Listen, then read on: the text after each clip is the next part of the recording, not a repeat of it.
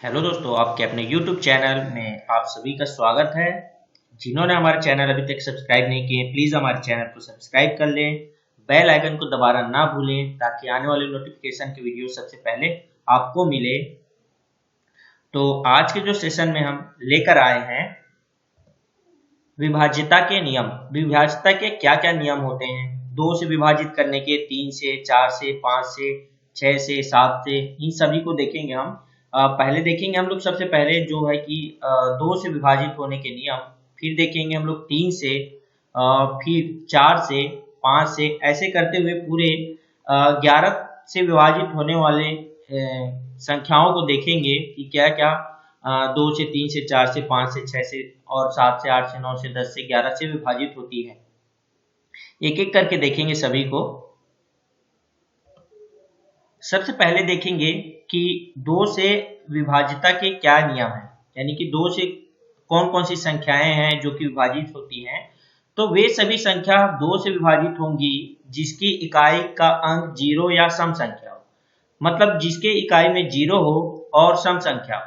मतलब देखिए, अगर मैं कोई भी संख्या लेता हूं, अगर जैसे उदाहरण के लिए बात करें, उदाहरण से अगर हम देखते हैं, उदाहरण के लिए अगर बात करते हैं तो अगर देखते हैं, अगर 36 है, जो 36 में देखेंगे जो इकाई का अंक है, ये मेरा इकाई होता है, ये इकाई को देख रहे हैं हम, क्या ये इकाई जो है कि सम संख्या है, सम संख्या की बात हो रही है यहाँ पे। तो इकाई, तो ये हमारा 2 से क्या है, पूरी तरह विभाजित हो जाएगी। 2 से अगर इसको भाग देंगे हम तो 2 से पूरी तरह विभाजित हो जाएगी।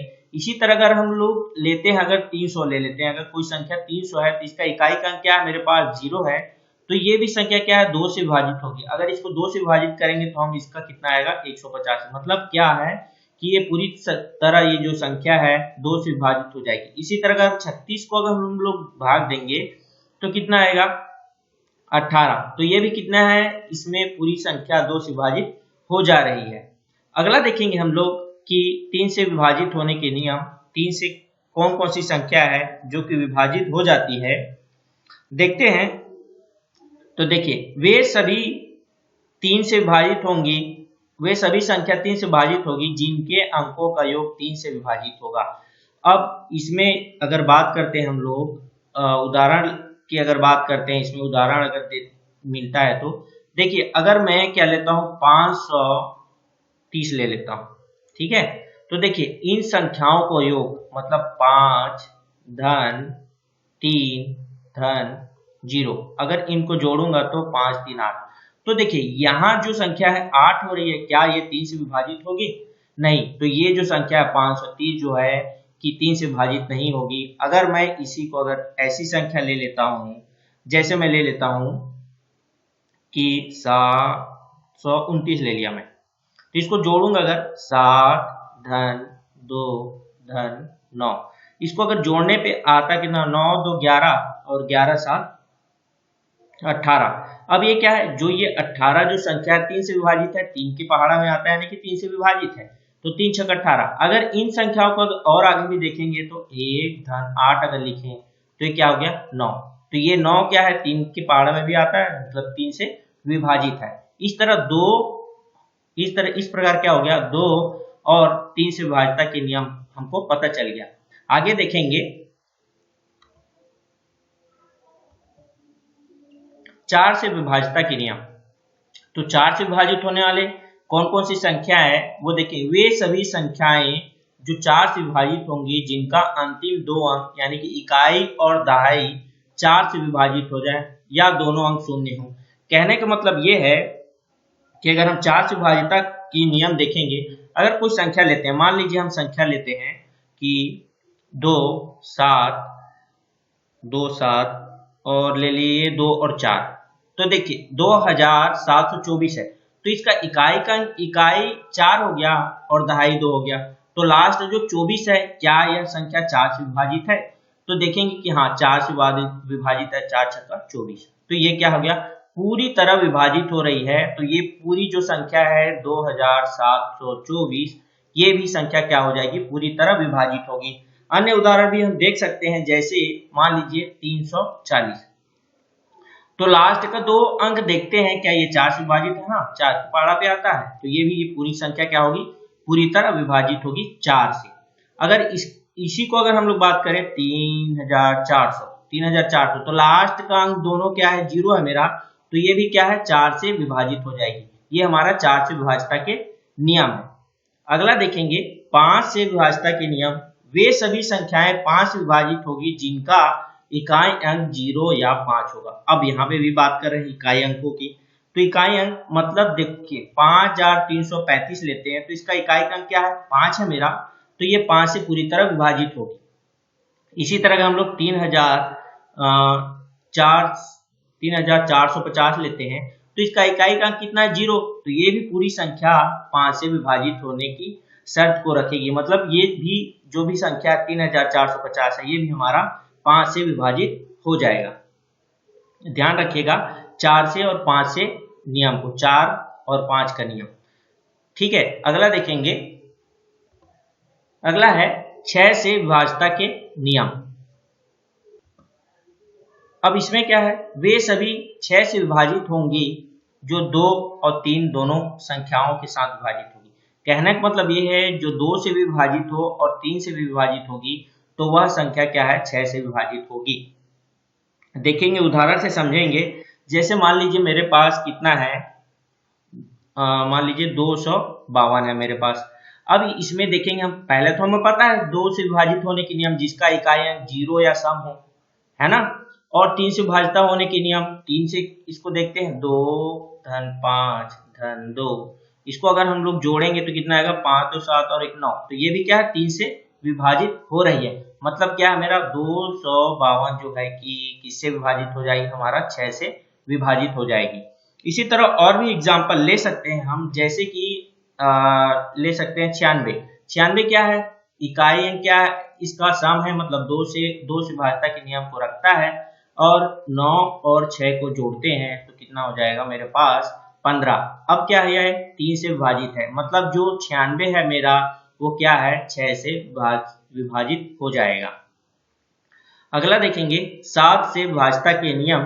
वे सभी संख्याएं 7 से विभाजित होंगी जो 6 अंकों की पुनरावृत्ति करती है। अब 6 अंकों की पुनरावृत्ति करती है, जैसे हम लेते हैं, मान लो मेरे पास कि 4 4 4 4 4 और 4, मतलब कितने बार, 6 बार कितना है, 4 है। अब इसको हम लोग 7 से विभाजित करेंगे तो ये 7 से पूरी तरह विभाजित हो जाएगी। कहने का मतलब ये है वे सभी संख्याएं 7 से विभाजित होंगी जो 6 अंकों की पुनरावृत्ति करता है, मतलब 6 बार आना चाहिए। दूसरी बार अगर बात करते हैं हम लोग, अगर देखिए अगर ऐसे आ गया 19 19 19 19 19 और ये 19, ये भी क्या दो अंक को लेकर हमारा जो संख्या है वो कितनी बार, 6 बार पुनरावृत्ति हो रहा है, तो ये भी क्या मेरा 7 से विभाजित के नियम होंगे। अब 7 से विभाजित होने के नियम तो ये पता हो गया हमको, और भी इसके नियम है उसको देखेंगे एक एक करके। चलिए देखते हैं।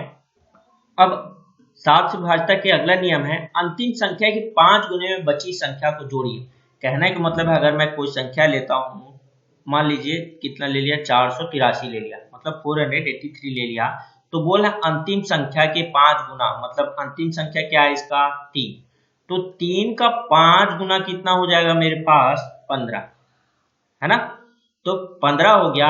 अब बाकी बची संख्या को जोड़िए। अब जो बाकी जो बचा है 48, उसको क्या करेंगे हम लोग इस पे जोड़ देंगे, मतलब 48 और इस वाले 15 को हम क्या करेंगे इसमें जोड़ देंगे। 8 और 5 जोड़ेंगे तो 13 की 3 कैरी गया 1, और ये कितना आ गया मेरे पास 63, मतलब 63 आया। तो 63 क्या है, हमारा 7 के पहाड़ा पे आता है, 7 की विभाजिता के नियम 7 9 63, है ना।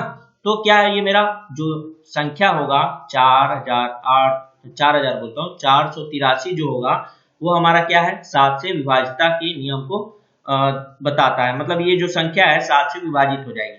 अगला देखेंगे अंतिम अंक का 2 गुना बाकी संख्या से घटाइए। अब मान लीजिए इसी को ले लेते हैं हम लोग, 483 को ही ले लेते हैं, तो अंतिम अंक क्या बताया मैं अभी, 3 का 2 गुना कितना होगा मेरे पास 6। अब बाकी संख्या को क्या करना है, घटा देना है। इसमें घटा देंगे कितना बचेगा मेरे पास 2, तो 7 छक्का 42। ये भी 7 से नियम होने की विभाजिता के नियम को बताता है। ध्यान रखिएगा ये सभी चीजों को। बाकी 4 अंकों के लिए भी ऐसा ही है, 5 6 अंकों के लिए, और बाकी पुनरावृत्ति वाला तो आपको बता ही दिया हूं।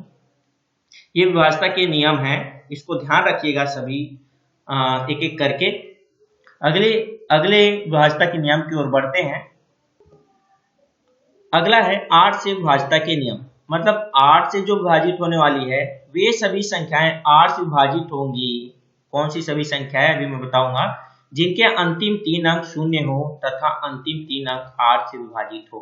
कहने का मतलब मेरा ये है कि अगर मैं क्या ले लिया 9500 95,488 ले लेता हूं मेरे पास, तो अंतिम अंक को देखिए 8 से विभाजित हो रहा है क्या?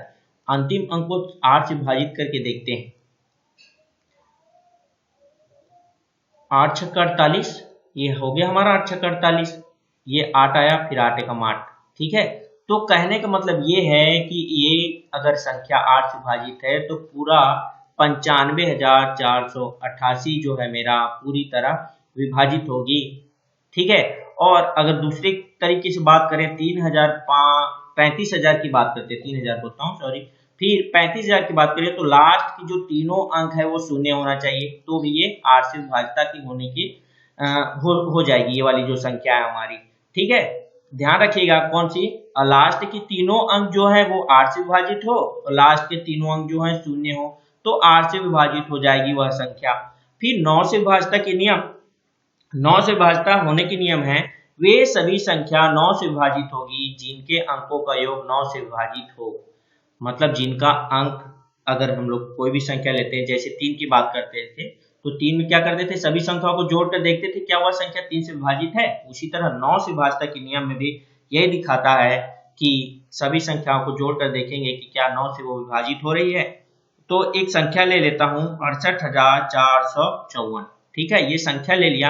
अब इन संख्याओं को जोड़ते हैं 6, 8, 4, 5 धन 4। अब इन सभी संख्याओं को जोड़ते हैं तो हमारे पास अगर जोड़ेंगे तो कितना आ जाएगा मेरे पास, 5 4 9, 9 4 13, 13 और 8 मेरे पास 21 और 6 27। तो ये क्या देखिए, ये जो संख्या है 9 से विभाजित है। हाँ, यह संख्या 9 से विभाजित है। तो ये जो पूरी जो संख्या है, ये वाली हमारी जो संख्या है वो भी क्या होगी, 9 से विभाजित हो जाएगी। फिर अगला देखेंगे, अगला है 10 से विभाज्यता के नियम। वे 10 से विभाजित होंगी जिनमें इकाई का अंक 0 हो। मतलब सीधी बात है, इकाई का अंक 0 हो तभी वो 10 से विभाजित होगा, अन्यथा नहीं होगा। तो इसके लिए आप कोई भी संख्या ले सकते हैं, 1960 ले सकते हैं। ठीक है, और भी संख्या ले सकते हैं जैसे 3500 ये ले सकते हैं। तो इकाई का अंक 0 है, मतलब ये 10 से विभाजित होगी। और भी संख्या लिख सकते हैं, कुछ भी लिख सकते हैं आप, आपके ऊपर है कि आपके ऊपर है बोलता हूँ, मतलब संख्याओं पर निर्धारित करती है। ये 0 पर लास्ट में इकाई का अंक क्या 0 है, तो ये मेरा 10 से विभाजित हो जाएगी।